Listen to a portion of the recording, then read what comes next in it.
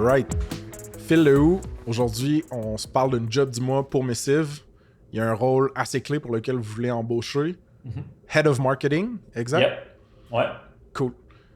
Je pense qu'il y a beaucoup de gens qui ont entendu parler, mettons, de Missive sur le podcast à date. Si jamais le monde veut toute l'histoire, épisode 60 et 64, on a fait un two-parter, toi puis moi ensemble.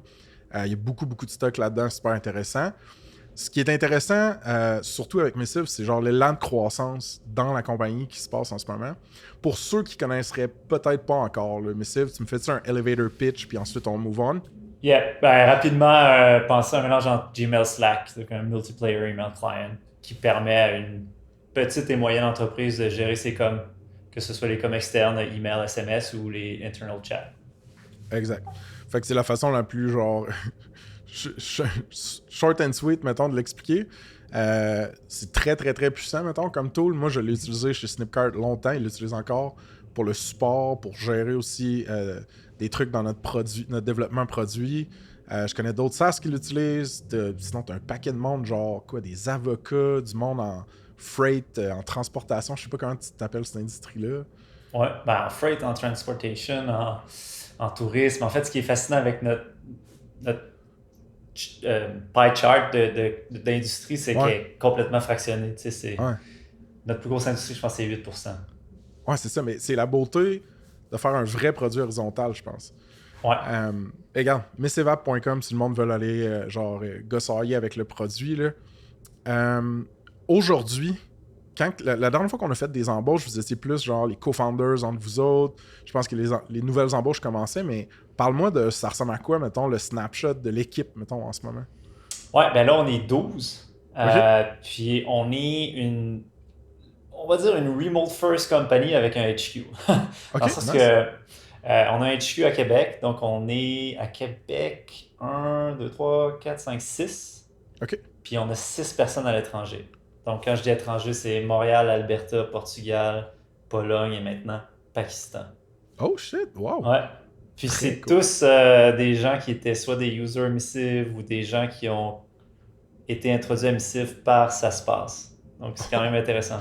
Donc on a soit des users Missive qui sont devenus des employés ou des gens qui ont entendu parler de nous par Ça se passe. Donc. C'est cool, man. On sait que sûrement que tous les listeners au Pakistan et au Portugal de ça se passe. Ouais, eux, c'est user Missive related. Absolument, man. Alright. Fait que là, il y a d'autres choses qui ont changé dans votre compagnie, mettons. Moi, je le sais, j'étais allé faire un petit tour dans les nouveaux bureaux récemment. Fait que le contexte, genre, du HQ, tu veux-tu parler un peu de ce qui s'est passé avec ça? Ouais, ben, en fait, pendant la COVID, on avait un petit local au Labyrinthe. Cube. Ouais, un labyrinthe, là, c'était pas très hipster. Puis ça faisait partie des choses qu'on voulait changer justement pour pouvoir attirer des joueurs clés. Puis là, on a rénové des bureaux au Hub qui se trouve être sur Charest. Donc, le Hub, c'est un bureau dans lequel il y a des aires partagées avec Squeeze, qui est un gros studio de 3D, puis NovaFilm, qui est une grosse boîte de production vidéo à Québec. Fait que, tu sais, une super ambiance dans la cuisine et les arts communs. C'est cool. Puis, petit bout de trivia, mais c'était le premier ou un des premiers coworking dans lequel tu as rencontré tes co-founders de Missive way back, right?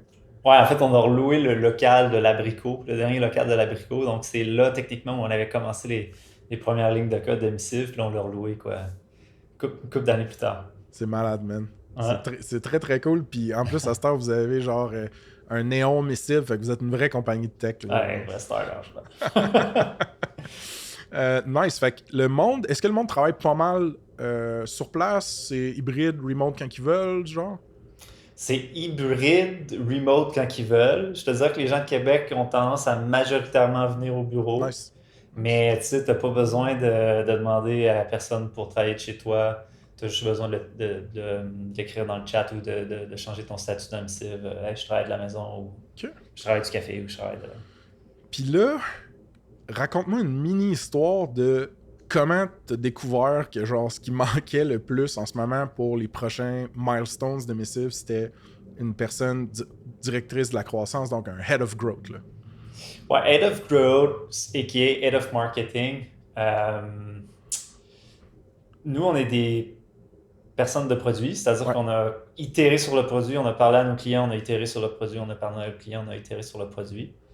Donc, je pense qu'une des faiblesses de notre équipe, c'est d'être un peu confus au niveau du branding, du messaging. Puis c'est aussi qu'on n'a pas systématisé notre capacité à essayer des nouveaux canaux marketing. Ouais, Donc, ouais. on n'a pas systématisé, on a longtemps pas eu une approche qui était data-driven. Donc, c'était majoritairement juste du feedback directement avec les clients. Des OK? références, là. Ouais.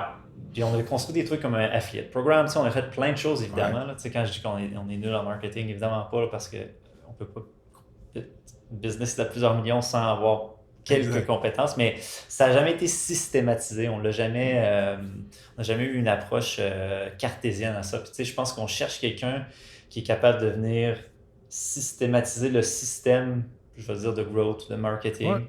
puis aussi de créer, de nous aider, c'est un travail d'équipe là, avec Arnaud, notre designer, puis le reste de l'équipe, trouver notre voix, trouver qui on est, notre brand. Ouais. Évidemment, mieux définir nos clients.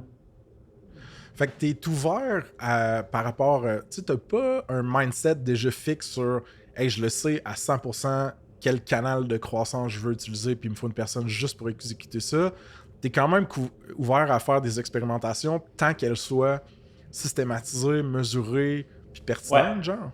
Ben, systématiser, mesurer, courte. J'ai tendance à. Évidemment, il y a des choses qu'on connaît tous qui ont une valeur à long terme puis que le rendement est pas évident rapidement, comme le content, le SEO. Tu sais, évidemment, il y a ces genres de canaux-là qu'on veut investir sans nécessairement pouvoir mesurer immédiatement un retour sur l'investissement. Il y a plein de choses qu'on peut faire qui peuvent être faites rapidement. Tu sais, il s'agit juste d'être créatif. Donc, c'est drôle parce que je veux chercher une personne qui est extrêmement créative, mais en même temps qui a un côté cartésien fort. Tu sais, moi, je suis quelqu'un qui est très créatif. Je suis pas nécessairement quelqu'un qui va garder des feuilles Excel avec, je veux dire, le résultat des expériences, la valeur des expériences, est-ce que ça vaut la peine de les scaler, d'engager, etc., etc. Donc, on veut vraiment quelqu'un qui a les deux capacités.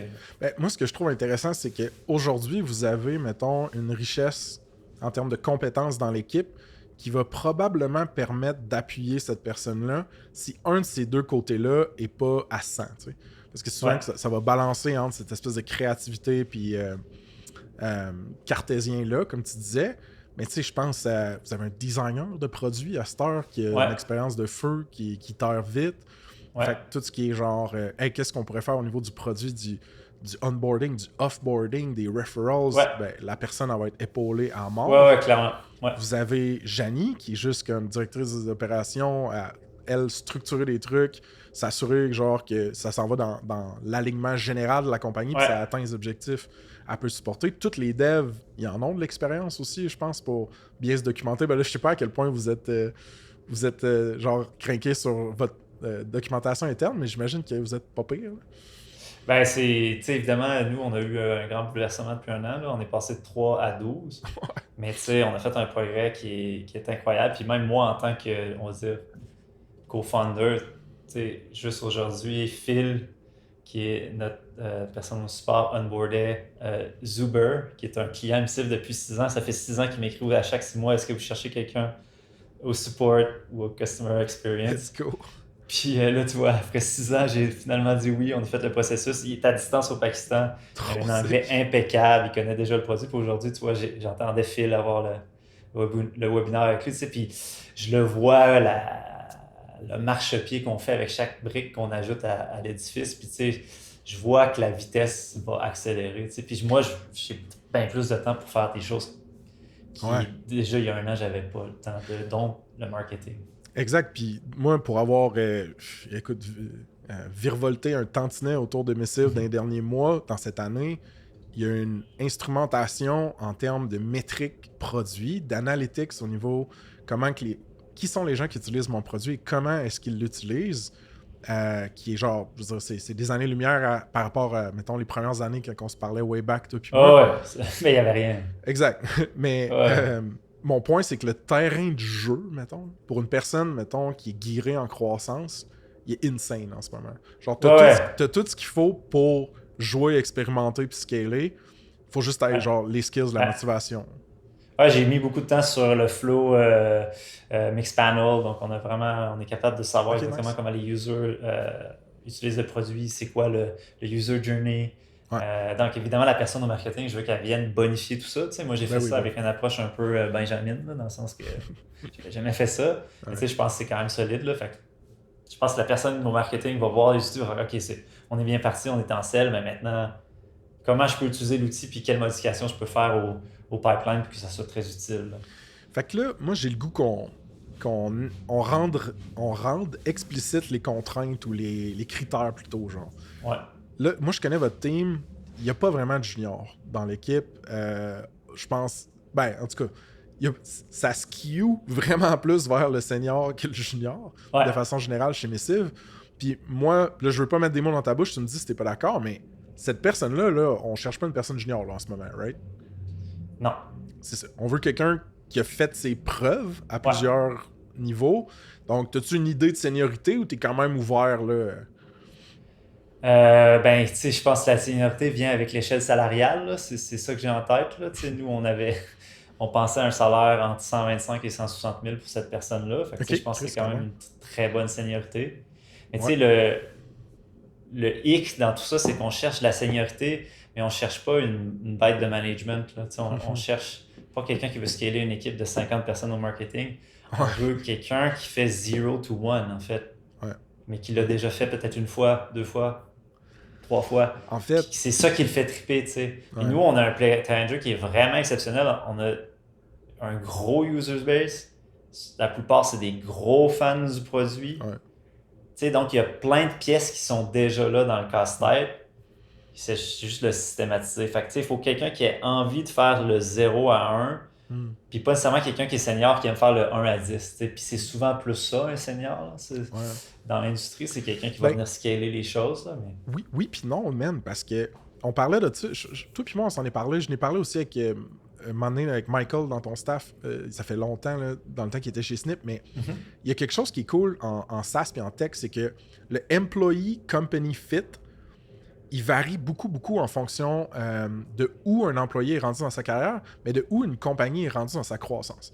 C'est-à-dire que tu vas pogner des bêtes d'exécution qui se sont fait amener un peu peut-être dans le chemin de OK, ben là, la compagnie grandit tellement que je deviens manager, puis que genre, je check les 3 dernières années, j'ai pas écrit un blog post, j'ai pas analysé aucun data, j'ai pas lancé de campagne, j'ai juste géré du monde puis des problèmes. Puis ça, là, du monde dans ce sweet spot-là, de genre, écoute, ça me manque de me salir les mains puis de shipper du stock comme contributeur individuel. I mean, il y en a qui sont venus dans ton équipe récemment, tu comprends? Pas en marketing, mais... Fait que j'ai l'impression que ça serait probablement un sweet spot. Ou juste quelqu'un, tu sais, qui est craqué de refaire un 0 à 1 puis qui a pas envie justement d'être juste manager. Ouais, c'est vraiment hot. Puis tu sais, on s'est beaucoup posé la question, OK, puis émissif, c'est quoi aujourd'hui? C'est quoi dans 1 an? C'est quoi dans Ouais. 2 ans? Puis tu sais, il y a quelque chose qu'on a réalisé, on est un peu Basecamp S dans notre approche, là, puis dans notre feeling, sans l'avoir jamais vraiment dit, là, mais tu sais, si on pose vraiment les mots d'où on se voit dans Nice. 1 ou 2 ans, on se voit pas avec une équipe de 500 personnes. Ouais. Puis j'ai longtemps pas dit ça parce que pour moi, ça veut pas dire qu'on se voit pas avec un très très gros chiffre d'affaires. Tu sais. Ouais. Tu sais, puis pour moi, dire que je voulais une petite équipe, c'était comme un peu dire que j'avais moins d'ambition, mais c'est pas du tout le cas. Tu sais. On a quand même de très grandes ambitions au niveau du succès du produit, mais on pense qu'on peut le faire avec une petite équipe. Puis tu sais, tout dans le monde en général aujourd'hui pointe vers des plus petites équipes qui vont avoir de plus grands succès. Fait que tu sais, nous, on veut essayer de nager dans ces eaux-là. Fait que la personne qui va appliquer sur ce poste-là, tu sais, même si elle a fait 0 to 1, elle sait qu'elle ne gérera pas une équipe de 60 personnes au marketing dans 2 ans. Là, tu sais. Non. Ben, je trouve ça hot que tu mettes ces mots-là, puis... En tout cas, pour ceux qui connaissent pas Basecamp, là, ils ont je sais plus combien de livres puis de blog posts que vous pouvez lire, mais ça reste tous des gens... Il n'y a pas vraiment beaucoup de place pour du middle management chez Basecamp, mettons. Non. Ça reste tous des gens qui vont être des doers, qui vont shipper vraiment de la valeur. Ok, ben j'aime ça, man, que tu le poses comme ça. J'aime ça aussi à quel point tu es transparent avec le salaire. Là. Je veux dire, à ce salaire-là, c'est du bon tier là, que tu vas aller chercher en termes de candidates. Puis moi, c'est tough, man. Embaucher du bon monde en marketing, là, On dirait que plus que je grandis dans cet univers-là, plus je me rends compte que c'est tough, alors que j'avais la dichotomie avant de me dire du marketing, c'est plus facile, plus simple, c'est plus facile à embaucher, des devs, ça coûte plus cher, c'est plus tough, c'est plus complexe. Mais on dirait que cette balance-là est en train de changer un petit peu là, à certains égards. Là. Ouais. Ben, des gens de talent, en fait, tu te rends compte que peu importe ce qu'ils font dans une compagnie, dès que tu es un joueur clé, puis dès que tu veux sauter l'étape de... Ben, tu veux le plus possible sauter l'étape de... Je vais tenter de nurturer ces personnes-là. Tu sais, nous, on veut une petite équipe, mais tu sais, on veut une petite équipe performance. Je veux pas engager 10 personnes, puis là, parmi ces 10-là, déterminer lequel a la capacité de passer à un rôle supérieur. Tu sais, je veux déjà essayer de cibler quelqu'un qui a la capacité d'être à plus grande vitesse. Tu sais, ça, c'est notre approche. Puis, tu sais, on est une compagnie très, très profitable. Donc, on a la chance de pouvoir jouer dans ces eaux-là. Probablement que je pourrais afficher un poste beaucoup moins, puis trouver quelqu'un peut-être d'aussi bonne qualité au final, mais nous, on a décidé que notre stratégie, c'était plutôt d'être dans l'offre salariale, dans le top bracket au Québec, au Canada, puis jouer dans ces eaux-là, puis ça nous permet d'avoir justement des CV de plus grande qualité au départ, puis d'avoir peut-être une plus grosse talle de gens parmi lesquels choisir. Absolument, puis tu sais, que tu es un gars d'expérimentation, on s'en est déjà parlé, toi puis moi, tu vas itérer à travers cette embauche-là, tu vas voir si c'est exactement ce fit-là qui fonctionne. Puis, hopefully, justement, cette conversation-là qu'on a, les efforts de collabo qu'on va faire et que ça se passe vont pouvoir aider, j'espère. C'est sûr que moi, j'ai un penchant pour ma ville, là, fait que si on est capable de dénicher quelqu'un de Québec ou de Montréal qui pourrait join votre team, moi, tu comprends que si j'avais pas ma propre compagnie, puis tout, j'appliquerais. Là, genre, Ben, tu sais que t'es le bienvenu. Ouais, je sais. Mais, en tout cas... Bon, ben, tout le monde, je vous annonce que ça se passe, c'est terminé. Shout out à tout le monde, ça a été super cool, mais... Alright, dude. On passe en mitraille une coupe de points, là, comme un petit peu plus formel. En termes de entrée en vigueur du poste, t'en es où dans ta tête? Plus rapidement possible. Moi, j'ai sûr que j'aimerais passer en entrevue quelques très très bons candidats. Fait que c'est sûr que si j'ai juste 2 personnes de qualité, je vais peut-être attendre un peu plus puis laisser le poste ouvert plus longtemps. Mais je comprends. Si je trouve quelqu'un dans 3 semaines puis cette personne-là est disponible pour commencer dans 3 semaines, go. En fait, nous, il n'y a pas de... Ça fait demain matin. Parfait. En termes de gérer les attentes du monde qui doivent appliquer, là, on a parlé de la créativité puis d'être data-centric. Bon, communication à l'écrit pour vous autres, c'est sûr, c'est important.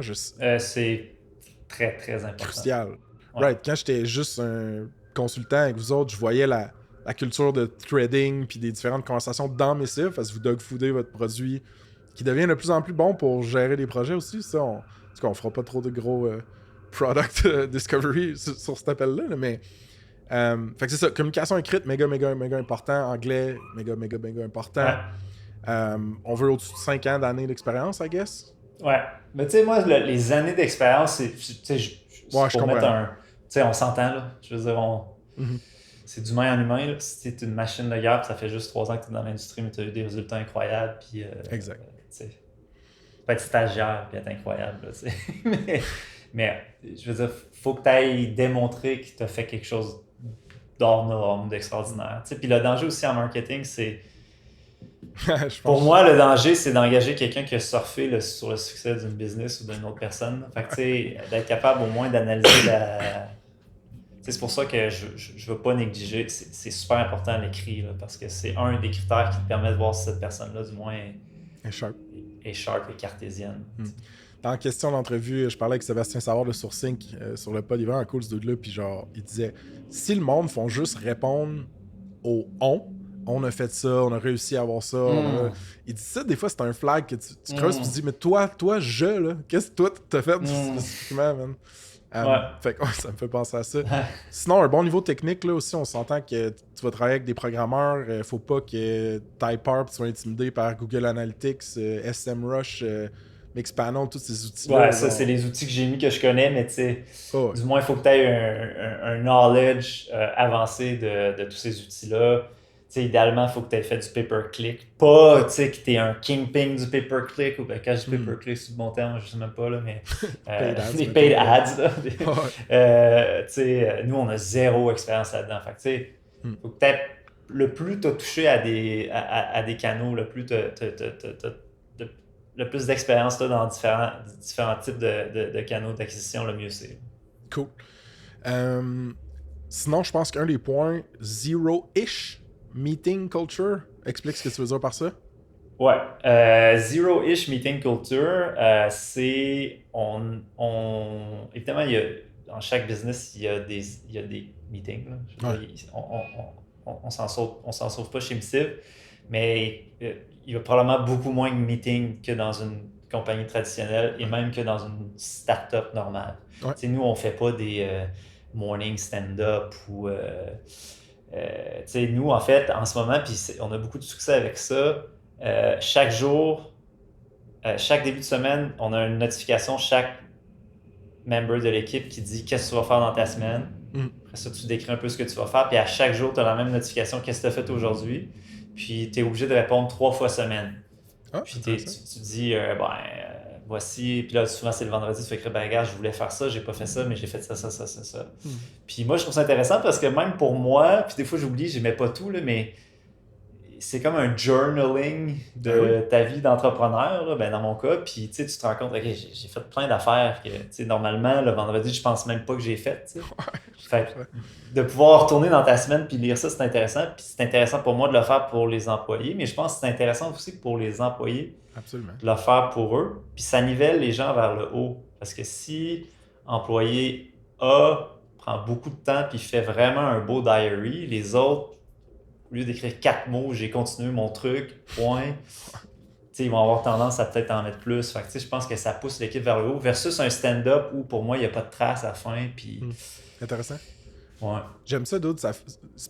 On veut faire confiance au monde. J'en ai parlé dans mon dernier éditorial sur l'infolette. Puis genre, hey, c'est important d'avoir une certaine forme d'imputabilité puis de trace de c'est quoi que les gens font. Puis ils se sont engagés à quoi? Qu'est-ce qu'ils ont livré? Y a-t-il un diff entre les deux? Je veux dire, on est une équipe, on est tous débordés, ça ping de notifications à droite, à gauche, on a nos vies personnelles.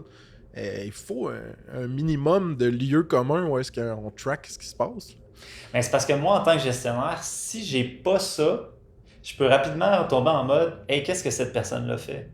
As-tu fait le bon travail? » Parce que là, je peux retourner « OK, gars, qu'est-ce que cette personne fait? Je vais aller voir ce qu'elle a fait. » Puis là, je peux voir, effectivement, il y a peut-être un problème. Mais la plupart du temps, je vais faire « Ah, c'est vrai. » Cette personne-là a travaillé sur 4 bugs, puis ces bugs-là, c'était compliqué, puis normalement, ces bugs-là n'auraient pas laissé de traces nulle part, ou dans un stand-up, tout le monde l'aurait oublié, tandis que là, ça laisse des traces. Mais tu sais, ça, c'est juste une partie du meeting list, puis ça, c'est venu après.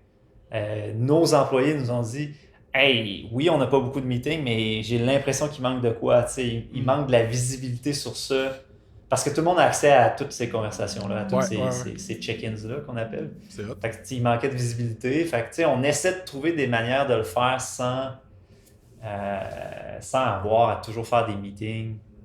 Mais ce qui est le plus beau dans tout ce que tu dis pour moi, c'est que vous avez un nouveau mindset qui est cette compagnie-là, c'est déjà un succès, mais on a décidé que ce soit un plus gros succès puis qu'elle vive de la croissance. Donc, on est prêt à essayer des nouveaux trucs, expérimenter avec des nouvelles affaires. Puis ça paraît. Moi, je le vois, là, la culture Missive aujourd'hui versus il y a 3-4 ans, c'est le jour pour la nuit. On est passé de Team Bobette à... non, et là, pour tout le monde, Bobette, c'est en fonction de genre, on travaille 3 dans notre sol.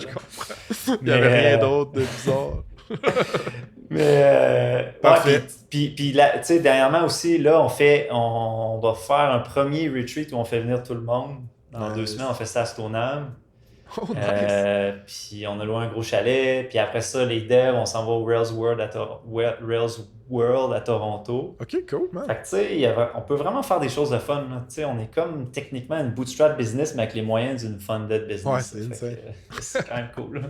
Ça m'a pris longtemps à comprendre. Non, man, c'est une position unique. Puis moi, c'est pour ça que ça me fait plaisir de promote cette gig-là. Je suis sûr que c'est une position complètement débile qui va pouvoir être un net positif pour la carrière de quelqu'un qui applique, à condition que ce soit quelqu'un justement qui ait le couteau dans les dents puis le goût de faire des vrais trucs. Puis tu sais, quand on dit le couteau dans les dents, Moi, j'aime pas ça placer le couteau dans les dents des gens. Dans le sens que j'ai. Non, mais en tant que gestionnaire, moi, il faut peut-être déjà le couteau dans les dents. Parce que je suis pas. Tu sais, je suis pas Steve Jobs, je suis pas Elon Musk, tu sais, mais j'ai besoin de m'entourer de gens qui sont auto-motivés. La motivation vient intrinsèquement. Juste le fait d'avoir un produit incroyable, ça les motive. Juste le fait de voir les stats s'améliorer, ça les motive. Tu sais, mais je serais pas là avec un bâton, genre, c'est pas mon style. Hey, t'as oublié ton couteau un matin. Comment est-ce que les gens peuvent appliquer, Phil? Là, on parle jase, mais le call to action concret, c'est... Attends. Je pense que je l'ai. Jobs. J'ai écrit quoi? Ouais, voilà. JOBS @missiveapp.com. Voilà. Fait que jobs@missiveapp.com. Puis est-ce que tu vas afficher ça aussi sur la section carrière de votre site web? Ouais, probablement, je sais pas quand tu vas publier cette interview-là, là, mais probablement le 11 septembre, je vais faire ça donc demain. Mais ouais, c'est bon. Je vais afficher ça demain, puis on va faire la promotion de la job sur LinkedIn aussi. Donc on fait Ça se passe plus LinkedIn. Pour l'instant, on ne pensait pas faire autre chose. Si les gens veulent plus d'infos, est-ce que tu veux qu'ils poke peut-être Janie sur LinkedIn, toi sur LinkedIn? Comment tu... Ah ouais, vous pouvez nous écrire, moi Janie, Arnaud. Allez sur la page Missive, vous pouvez voir les employés. En fait, dans ce projet-là, c'est plutôt moi, Janie et Arnaud qui sont directement impliqués, qui vont faire l'évaluation des candidats. Puis, mais tu sais, on utilise Missive, fait que si vous écrivez à job@, c'est les bons stakeholders qui vont voir votre email. Là. C'est super. Écoute, Phil, genre, juste des bonnes énergies puis du bon vent dans le dos pour vous autres. J'ai hâte de voir quel genre de candidat vous allez pouvoir dénicher avec ça. Hey, merci Frank, t'es gentil. Bye bye! Cheers!